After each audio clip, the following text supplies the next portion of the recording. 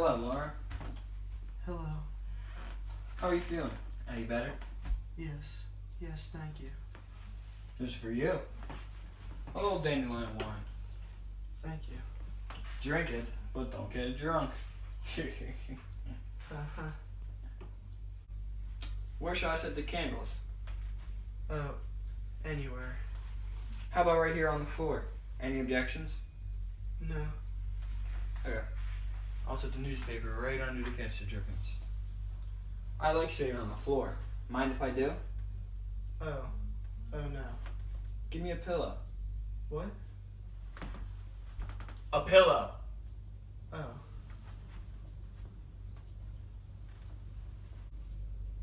How about you? Do you like to sit on the floor? Oh. Yes. Why don't you then? I will. Take a pillow then.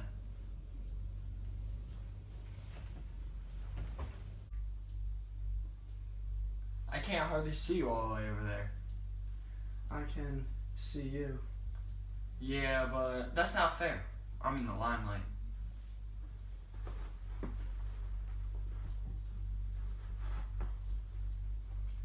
Good. Now I can see you. Comfortable? Yes. So am I. Comfortable as a cow. Would you like to have some gum? No, thank you. I think I'll indulge with your permission. Think of the fortune made by a guy who invented the first piece of chewing gum. Amazing, huh? The Wrigley Building is one of the sights of Chicago. I saw it when I went up to the Century of Progress. Did you take in the Century of Progress? No, I didn't. Well, it was quite a wonderful exposition. What impressed me most was the Hall of Science.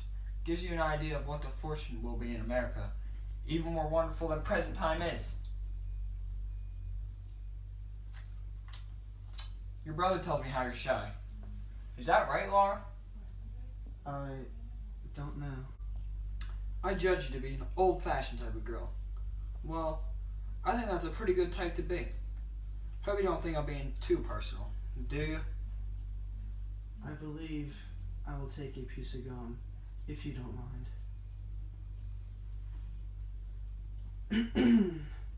Mr. O'Connor, have you kept up with your singing? Singing? Me? Yes. I remember what such a beautiful voice you had. When did you hear me sing? You say you've heard me sing? Oh, yes.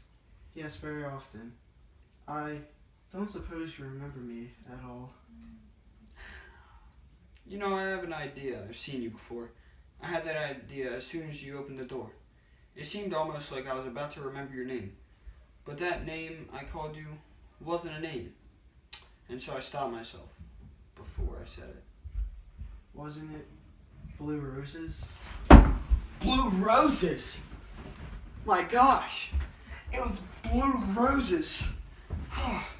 That's what I had on my tongue when you opened the door. Isn't it funny what tricks your memory plays? I didn't connect you with high school somehow or other, but that's where it was. It was high school. I didn't even know you were Shakespeare's sister. Gosh, I'm sorry. I didn't expect you to. You barely knew me. But we did have a speaking acquaintance, huh? Yes, we spoke to each other. When did you recognize me? Oh, right away. Soon as I came in the door? When I heard your name, I thought it was probably you. I knew that Tom used to know you a little in high school, so when you came in the door, well, that's when I was sure. Why didn't you say something then? I didn't know what to say. I was too surprised. For goodness sake, you know, this sure is funny. Yes, isn't it though? Didn't we have a class in something together? Yes, we did. What class was that? It was singing chorus. Aww. I sat across the aisle from you.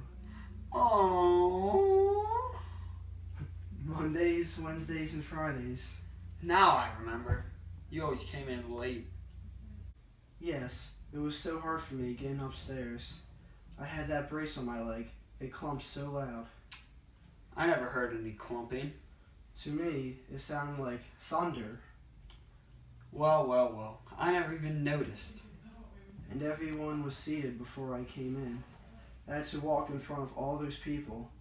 My seat was in the back row.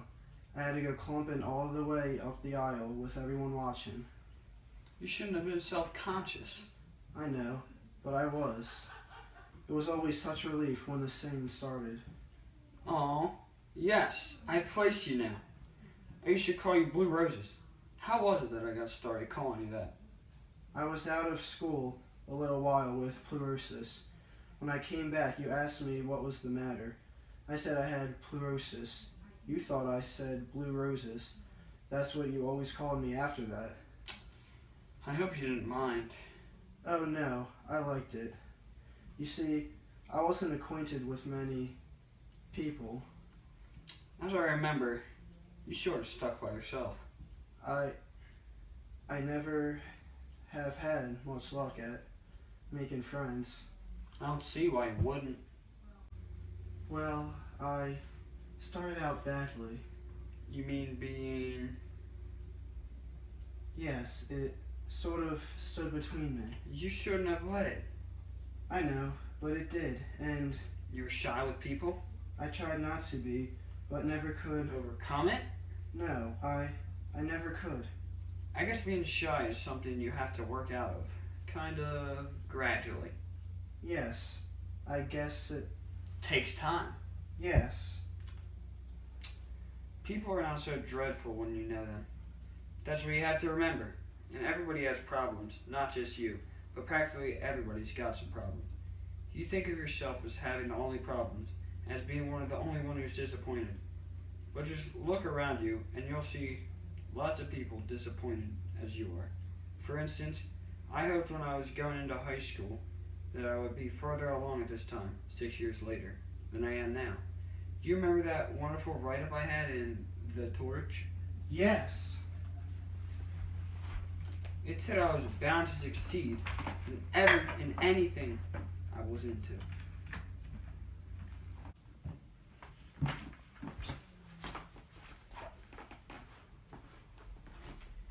Holy jeez! The Torch!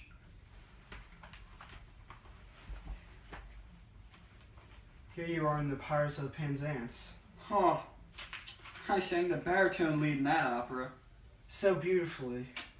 Aww. Yes. Beautifully. You heard me? All 3 times. No. Yes. All 3 performances. Yes. Why? I wanted to ask you to autograph my program. Why didn't you ask me to? You were always surrounded by your friends, so much that I never had the chance to. You should have just Well, I thought you might think I was... thought I might think you was what? Oh, I was beleaguered by females in those days. you were terribly popular. Yeah. You had such a friendly way. I was spoiled in high school. Everybody liked you. Including you? Yes, I did too. Well. Give me that program, Laura.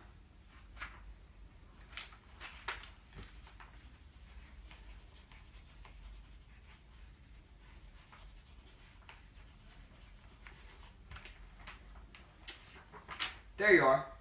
Better late than never. Oh, what a surprise. My signature isn't worth very much right now.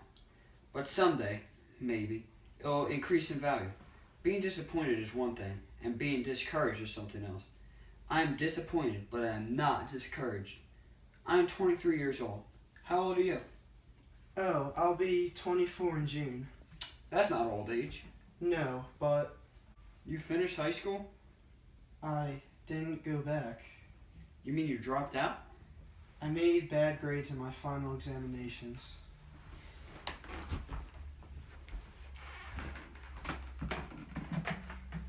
How is Emily Meisenbach getting along? Oh, that krauthead. Why do you call her that? That's what she was. You're not still going with her. I never see her. It said in the personal section that you were engaged. I know, but I wasn't impressed by that propaganda. It wasn't the truth? Only in Emily's optimistic opinion. Oh.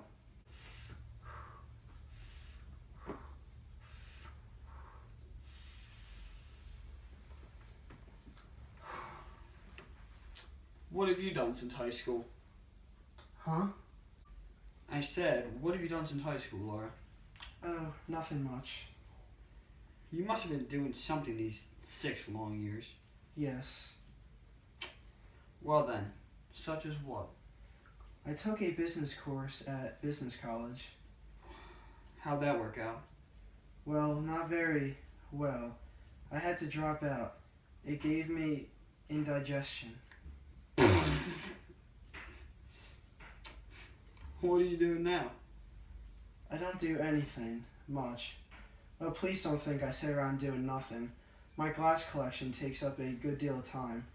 Glass is something you have to take good care of. What did you say about glass?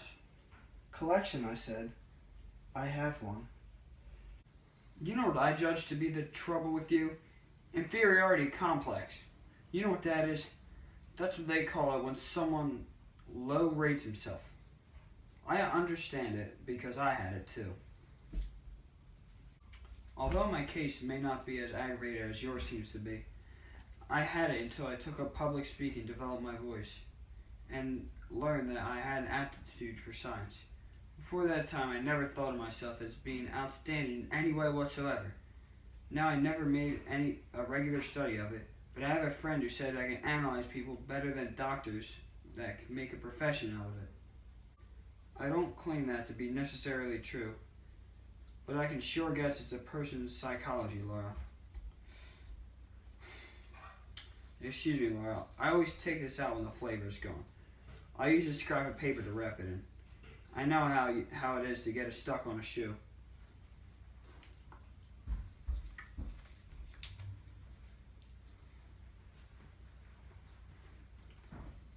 Yep, that's what I judge to be your principal trouble. A lack of confidence in yourself as a person. You don't have the proper amount of faith in yourself. I'm basing that fact on a number of remarks and also on certain observations I've made. For instance, that clumping you thought was so awful in high school, you say that you ever dreaded to walk into class.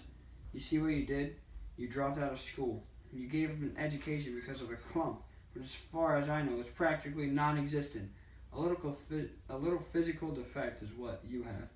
Hardly noticeable even. Magnified thousands of times by imagination. You know what my strong advice to you is? Think of yourself as superior in some way.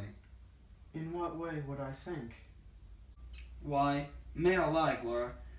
Just look about you a little. What do you see? A world full of common people. All of them born and all of them going to die. Which of them has 1/10 of your good points? Or mine, or anyone else's, as far as that goes. Gosh, everybody excels in some one thing. Some in many. All you've got to do is discover in what. Take me, for instance. My interest happens to lie in electrodynamics. I'm taking a course in radio engineering at night school, Laura, on top of a fairly responsible job at the warehouse. I'm taking that course and studying public speaking. Oh. Because I believe in the future of television. I wish to be ready to go up right along with it. Therefore, I'm planning to get it right on the ground floor. In fact, I've already made the right connections and all that. All that remains is for the industry to get underway. Full steam! Jigga jigga jigga jigga jigga jigga jigga jigga jigga jigga jigga jigga. Power!